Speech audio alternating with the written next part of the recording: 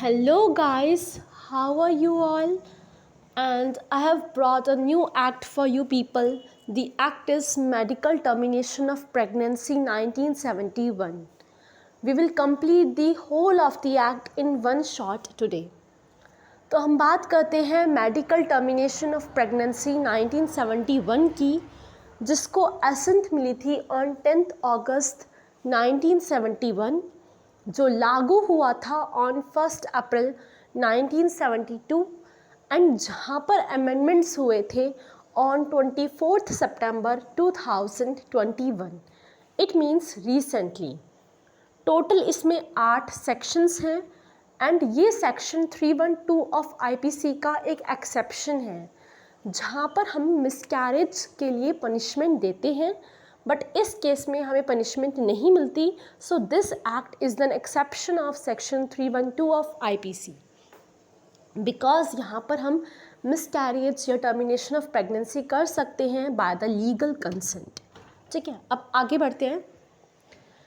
तो ये आपके पास एमसीक्यूज़ आया, आपको मैच द फॉलोइंग करनी है. ठीक है, तो पहला वर्ड है गार्जियन.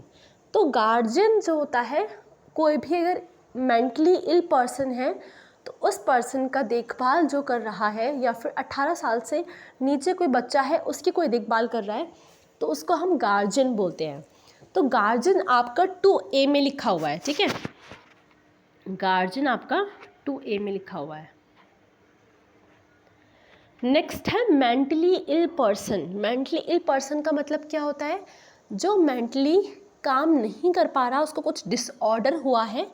यहाँ पे हम मेंटल रिटार्डेशन की बात नहीं करेंगे. मतलब अगर कोई इंसान है उसमें पहले से कम दिमाग है तो वो मेंटली इल नहीं होगा. अगर उसके दिमाग का रिटार्डेशन हो, मतलब उसको कोई डिसऑर्डर हुआ है, मेंटल डिसऑर्डर हुआ है, तो उसको हम मेंटली इल पर्सन बोलेंगे. एंड ये आपका 2B में लिखा हुआ है. ठीक है, फिर आता है माइनर. सबको पता है, जो 18 ईयर से छोटा होता है, एंड ये आपका 2C में लिखा हुआ है. फिर आता है रजिस्टर्ड मेडिकल प्रैक्टिशनर. जिस पर्सन को रजिस्टर किया गया है according to the Indian medical council of the board, ये आपका 2D में लिखा हुआ है. And termination of pregnancy, pregnancy को टर्मिनेट करना with the consent of the registered medical practitioners, ये आपका 2E में लिखा हुआ है. तो देखो ये लाइन वाइज है, 2A B C D E. आप इसको ऐसे मैच द फॉलोइंग कर सकते हो. ठीक है, आई होप आपको समझ आ गया होगा. ये डेफिनेशंस हैं जो सेक्शन 2 में गिवन है.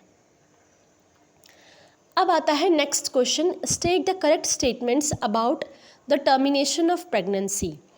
If pregnancy exceeds 20 weeks then the consent of one medical practitioner is enough. Okay, अगर 20 वीक से ज़्यादा प्रेगनेंसी हो जाती है तो आप एक मेडिकल प्रैक्टिशनर की कंसेंट लोगे तो वो भी इनफ होगा. बट अगर प्रेगनेंसी 24 वीक से ज़्यादा की है तो वहाँ पर आपको 2 लोगों की कंसेंट लेनी होती है.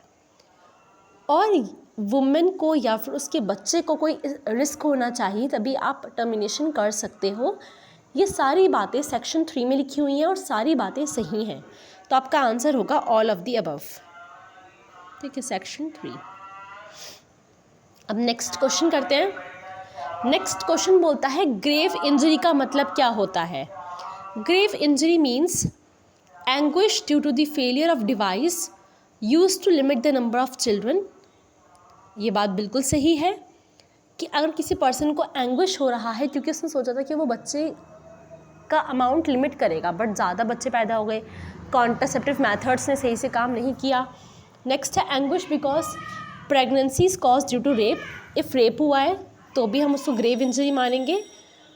अवॉइड प्रेगनेंसी, ये भी सही है. And also applicable to the unmarried women by amendment of 2021.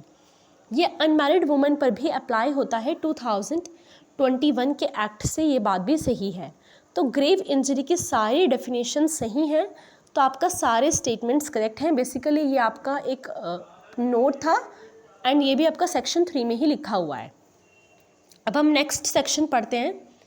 Okay, ये आपका एक MCQs के थ्रू है. Who can set up the medical board. Medical board कौन बना सकता है? एक स्टेट गवर्नमेंट, एक यूनियन गवर्नमेंट, ये दोनों बना सकते हैं.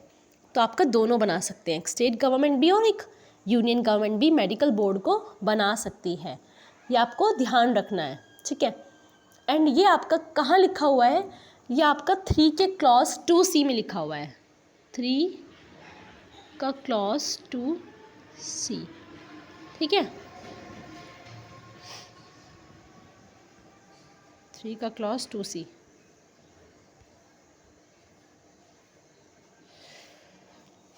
ओके, अब आगे आते हैं। When the consent of guardian is taken, guardian की कंसेंट कब ली जाती है, जब वो पर्सन माइनर होता है या फिर मेंटली इल होता है। ये आपने पढ़ा है 2A में, 2A में इसकी डेफिनेशन लिखी थी, तो both of the statement is correct. अब है प्रोविजंस एडेड बाय 2021 अमेंडमेंट। कौन कौन से अमेंडमेंट से प्रोविजंस को ऐड किया गया था। 3 क्लॉज 2A बोलता है कि जो भी नॉर्म्स होते हैं मेडिकल प्रैक्टिशनर के लिए वो रूल्स के अकॉर्डिंग बनाए जाते हैं। फिर 3 का क्लॉज 2B बोलता है कि आपको ये चेक करने की ज़रूरत नहीं है कि उसकी कितनी बड़ी प्रेगनेंसी है, कितनी नहीं है। अगर उस बच्चे में बहुत सारी एबनॉर्मेलिटीज़ हैं तो फिर वहाँ पर हम टर्मिनेशन कर सकते हैं। फिर आता है 3 का क्लॉज 2D जो बोलता है कि मेडिकल बोर्ड का कंपोजिशन क्या होगा। बेसिकली उसमें गायनोकोलॉजिस्ट होगा, पेडिट्रिशियन होगा, रेडियोलॉजिस्ट होगा और कुछ नोटिफाइड मेंबर्स होंगे। फिर आता है 3 का क्लॉज 3, वो बोलता है आप रिस्क चेक करते हो बाय एक्चुअल और रीजनेबल एनवायरनमेंट। फिर आता है 3 का क्लॉज 5 जो बोलता है कि प्रेग्नेंट वुमेन की कंसेंट लेना इंपॉर्टेंट है अगर वो मेजर है और मेंटली साउंड है, ठीक है। ये प्रोविजंस ऐड किए गए थे बाय 2021 अमेंडमेंट। अब है where the termination of pregnancy could occur, कहाँ पर प्रेगनेंसी टर्मिनेट हो सकती है। सेक्शन 4 आपको बताता है कि कोई भी जगह जिसको गवर्नमेंट ने इस्टेब्लिश करा है या फिर कोई भी ऐसी जगह जिसको डिस्ट्रिक्ट लेवल कमेटी ने अप्रूव किया है वहाँ पर आप प्रेगनेंसी को टर्मिनेट कर सकते हो। तो आपके तीनों ऑप्शन सही हो जाएंगे, आंसर होगा ऑल ऑफ दी अबव, ठीक है। और ये आपका सेक्शन 4 में लिखा हुआ है place of termination of pregnancy. अब सेक्शन 5 बताता है कि अगर आप सेक्शन 2 को, सेक्शन 3 को, सेक्शन 4 को फॉलो नहीं करोगे तो आपको पनिशमेंट होगी। अब कितनी पनिशमेंट होगी, 2 से लेकर 7 साल तक की पनिशमेंट आपको हो सकती है। ये आपको ध्यान रखना है कि अगर आपने टर्मिनेशन ऑफ प्रेगनेंसी गलत जगह पर कर दी, आपने रजिस्टर्ड मेडिकल प्रैक्टिशनर की कंसेंट नहीं ली, तो इन केसेस में आपको 2 से लेकर 7 साल तक की सज़ा हो सकती है। नेक्स्ट है सेक्शन 5A, ये बोलता है प्रोटेक्शन ऑफ वुमेन प्राइवेसी। देखो ये भी ऐड हुआ था बाय 2021 अमेंडमेंट कि कोई भी पर्सन जो है वो उस वुमेन का नाम रिवील नहीं करेगा, ना ही उसके पर्टिकुलर्स को रिवील करेगा, और अगर वो ऐसा करता है तो उसको 1 साल तक की पनिशमेंट होगी। फिर सेक्शन 6 आता है जो बताता है कि जो भी रूल्स होते हैं उनको सेंट्रल गवर्नमेंट बनाती है, और सेक्शन 7 बताता है कि जो भी रेगुलेशंस होते हैं उनको स्टेट गवर्नमेंट बनाती है, ठीक है। ख़त्म हो गया आपका ये एक्ट, और ये बहुत शॉर्ट एक्ट था, आपको समझ आया होगा, आई होप सो। सारे प्रोविजंस आपको समझ आ गए होंगे। एंड 8 सेक्शन थे। 8th सेक्शन बोलता है कि अगर किसी पर्सन ने गुड फेथ में काम किया है तो उसको पनिशमेंट नहीं मिलती है। ये तो आपको पता ही है, सेक्शन 52 ऑफ IPC में मेंशन किया गया है ये। तो आई थिंक आपको क्लियर होगा, और हम लोग न्यू एक्ट के साथ मिलेंगे। Till then bye bye, take care, वंदे मातरम, जय हिंद।